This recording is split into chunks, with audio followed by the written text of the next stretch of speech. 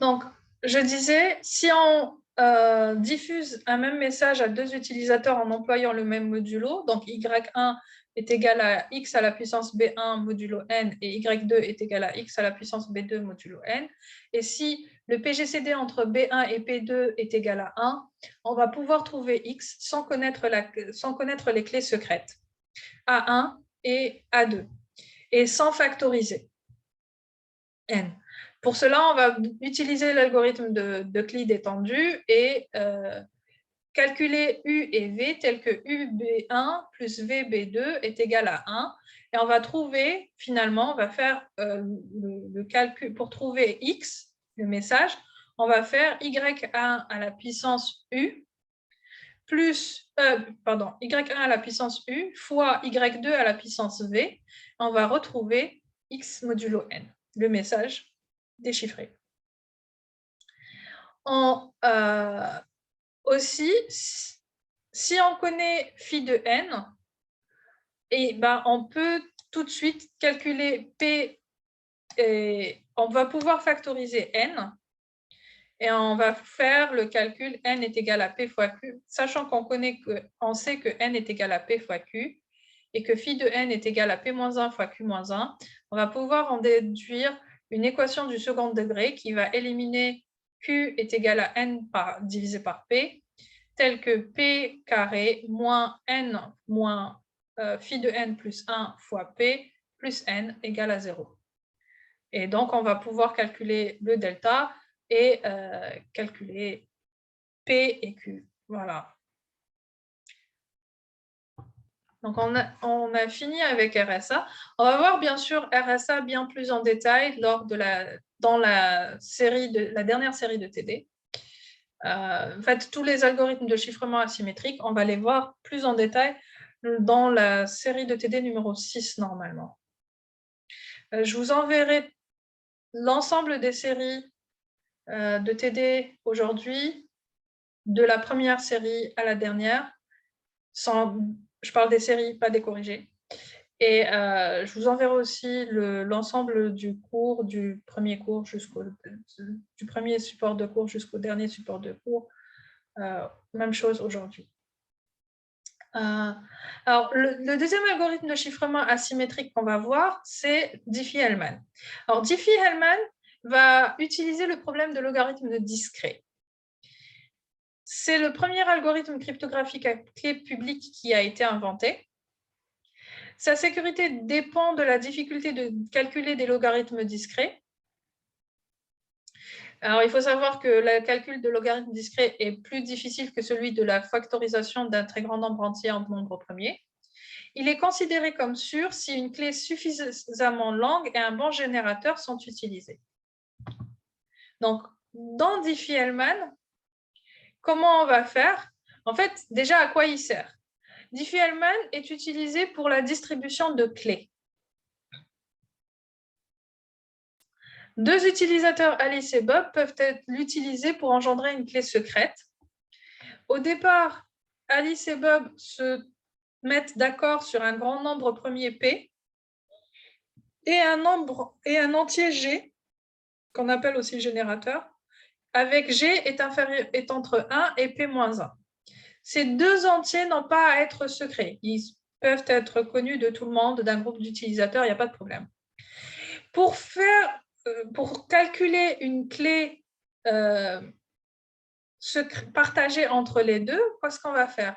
En fait, Alice va choisir d'abord un nombre aléatoire secret X et elle va envoyer à Bob le résultat qu'elle aura calculé, AY est égal à G à la puissance X modulo P. Bob va choisir un grand nombre aléatoire Y et envoie à Alice le résultat BY, tel que BY est égal à G à la puissance Y modulo P. Pour obtenir la clé secrète commune, donc en fait, à part Alice, personne ne connaît X, et à part Bob, personne ne connaît Y. Pour générer la clé secrète commune, Alice va calculer BY à la puissance X mode N, mode P.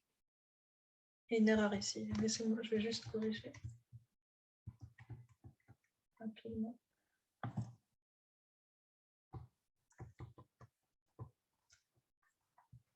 Voilà.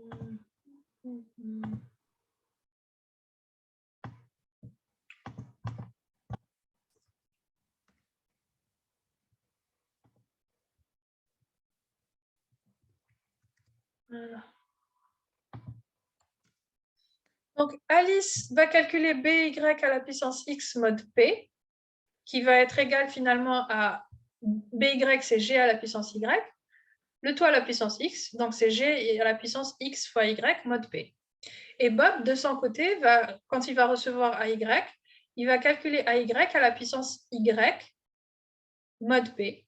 Donc, c'est G de X, le tout à la puissance Y, c'est finalement G de X, X fois Y mode P. Et la clé commune K, ça va être G à la puissance XY. Donc, personne en écoutant la communication peut calculer cette valeur. Celui qui écoute va connaître P, G, AY et BY. À moins qu'il ne puisse calculer le logarithme discret, donc log de BY mode P pour trouver Y, ou log de AY mode P pour trouver X, chose qu'il n'y a pas de manière de le faire, il ne peut résoudre ce problème. Ainsi, la clé K, c'est la clé secrète qu'Alice et Bob ont calculée indépendamment et qu'ils vont pouvoir utiliser pour faire du chiffrement symétrique par la suite. Donc, si on prend ça avec un exemple numérique, on va dire qu'ils vont d'abord choisir un nombre premier arbitraire commun, qui est P est égal à 419. Ils vont choisir aussi un générateur G qui va être égal ici à 7. Ensuite, Alice choisit un nombre aléatoire. Elle a choisi 178. Elle va calculer AY qui est égal à 7G à la puissance, le nombre aléatoire 178. Le tout modulo P, 419. Donc, ça nous donne 208. De son côté, Bob va aussi choisir un nombre aléatoire secret, 347. Il va calculer G à la puissance 347 modulo P, et ça donne 49. Bob va envoyer 49 et Alice va envoyer 208. Lorsque Alice va recevoir 49, elle va calculer 49 à la puissance 178, modulo P, elle va trouver 107. Bob, quand il reçoit 208, il va faire la même chose, il va faire 208 à la puissance du nombre aléatoire qu'il a choisi, donc 344, modulo P, 419, et il va trouver aussi 107. Maintenant, les deux vont pouvoir utiliser cette clé 107 pour faire un chiffrement symétrique.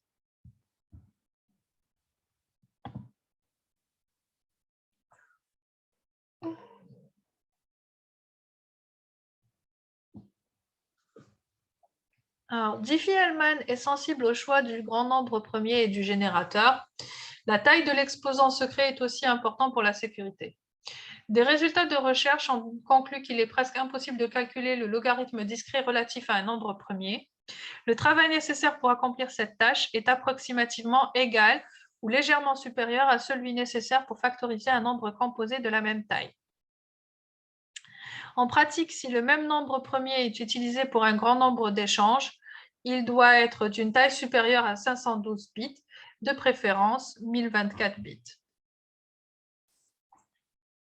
Donc, on a fini avec la présentation de Diffie-Hellman et on va passer à un autre algorithme qui est El-Gamal. Donc, El-Gamal, c'est un algorithme de chiffrement asymétrique aussi.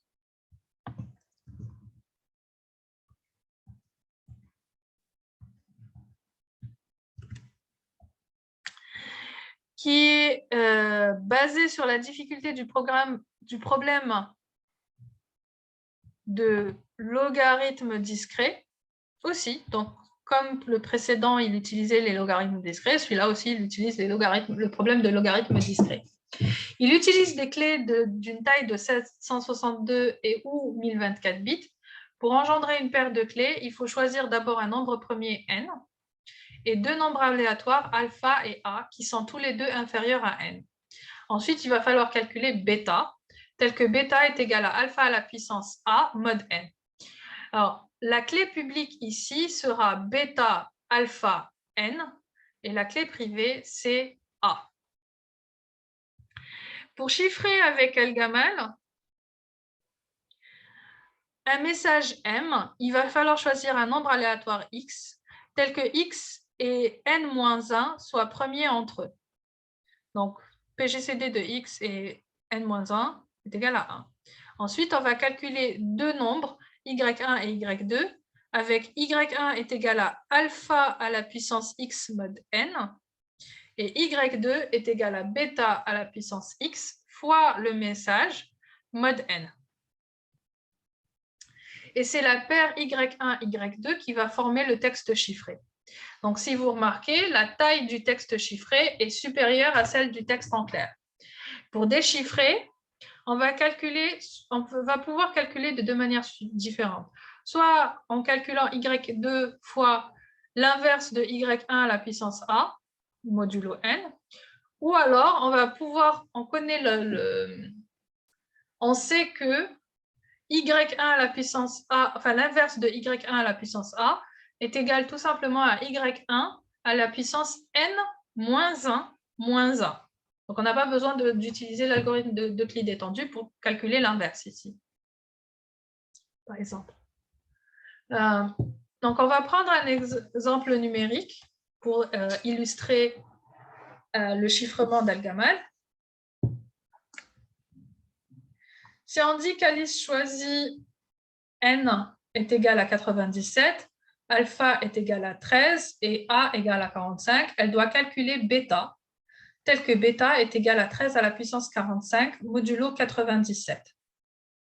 Donc bêta est égal à alpha à la puissance A modulo N, c'est égal à 20. Donc elle publie sa clé publique comme étant N 97 plus alpha 13 et bêta 20. Bob veut envoyer le message RAS à Alice. Son message en ASCII, en utilisant le code ASCII, sera comme suit. 11 40 81 01 11 09. Il le découpe en nombres entre 0 et 97, parce que n est égal à 97, on doit avoir des nombres inférieurs à 97. Ça nous donne 11 81 01 11 09. Il choisit ensuite aléatoirement un nombre B, par exemple 35, dans l'intervalle entre 1 et 95. Il va calculer Y1, tel que Y1 est égal à alpha à la puissance ce nombre aléatoire, 35, modulo 97. Et ensuite, il va chiffrer son message nombre par nombre. Donc, 11 va être chiffré comme étant bêta à la puissance le nombre aléatoire 35 fois le message, modulo 97. Donc 20 à la puissance 35 fois 11 modulo 97, ce qui nous donne 21. Pour le chiffre nombre suivant, 20 à la puissance 35 fois 81 modulo 97, ça nous donne 40, et ainsi de suite, jusqu'à terminer de chiffrer tous les blocs. Ensuite, il va transmettre à Alice le résultat de Y1, donc, qui est égal à 71, et les autres résultats, donc 21, 40, 46, 26. Pour déchiffrer le message de Bob, Alice va déterminer d'abord X qui est égal à 97 moins 1 moins 45. Rappelez-vous, je vous ai dit comme quoi on va pouvoir calculer pour le déchiffrement, on va faire Y2 fois Y1 à la puissance N moins 1 moins A modulo N. Donc, N moins 1, N, 97, moins 1, moins A, 45, c'est égal à 51.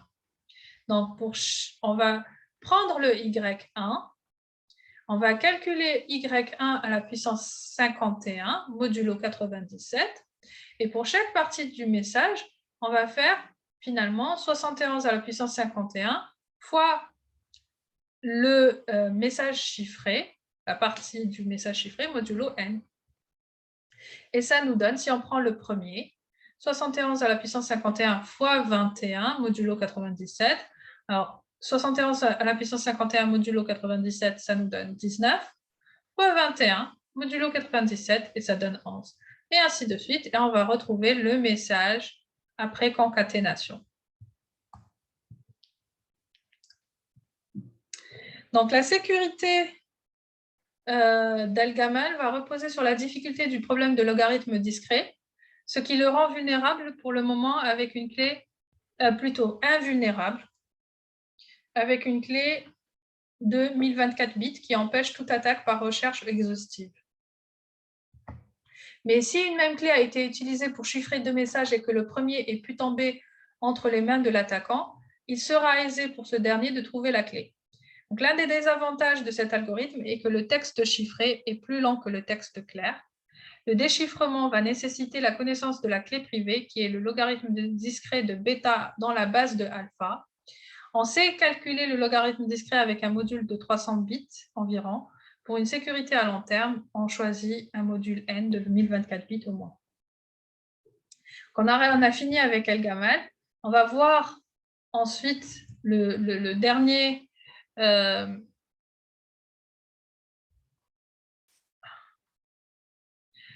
système de chiffrement asymétrique qu'on va voir durant ce cours, c'est ceux qui vont utiliser le problème de logarithme discret sur une courbe elliptique. Alors, les cryptosystèmes à courbe elliptique ont été proposés en 1985, par deux chercheurs qui les ont proposés indépendamment l'un de l'autre par hasard, qui sont Victor Miller et Neil Koblitz. Mais les deux chercheurs ont estimé à ce moment-là que son implémentation n'était pas possible, en 1985. Depuis, les cryptosystèmes à courbe elliptique ont attiré l'attention des cryptographes du monde entier qui ont fini par franchir de grands pas dans le domaine.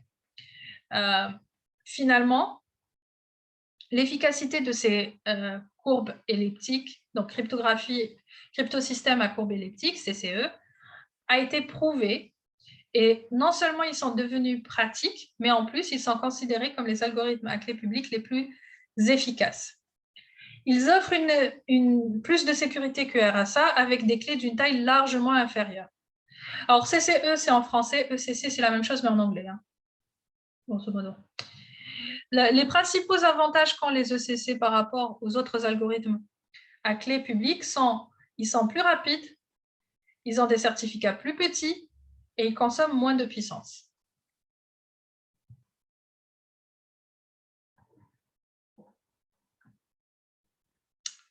On n'ira pas dans les détails de ce type d'algorithme. Ce n'est pas le but de ce module pour le moment. Donc, mais on va voir quelles sont les attaques qu'on pourrait retrouver contre les algorithmes à clé publique, que ce soit RSA ou bien ECC ou bien El-Gamal ou je ne sais pas, tous les autres algorithmes de chiffrement à clé publique qu'on a vus. Donc, on va avoir des attaques au niveau des clés avec les algorithmes asymétriques. Le problème n'est pas de trouver la bonne clé par attaque exhaustive, mais de dériver la clé secrète à partir de la clé publique, puisqu'on connaît la clé publique. On va pouvoir aussi utiliser des attaques à texte chiffré choisi. La plupart des algorithmes asymétriques sont sensibles à ce genre d'attaque. Et il convient donc, si l'on utilise le même algorithme pour le chiffrement et pour la signature, de s'assurer que les protocoles employés ne permettent pas à un adversaire de faire signer n'importe quel texte.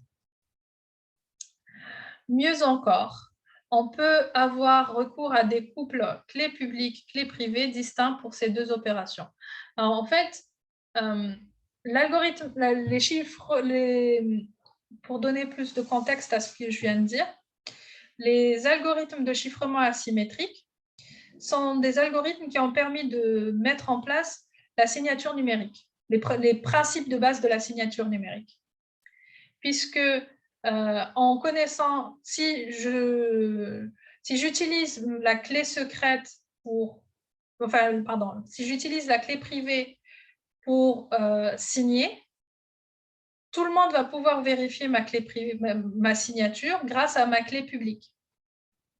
Et si je veux utiliser l'algorithme asymétrique pour le chiffrement, eh ben, toute personne qui voudra m'envoyer un message va utiliser ma clé publique pour chiffrer ces messages. et je serai la seule à pouvoir déchiffrer grâce à ma clé privée. Donc, selon avec quelle clé on va utiliser le chiffrement, enfin l'algorithme, ce sera soit pour du chiffrement, soit pour de la signature numérique.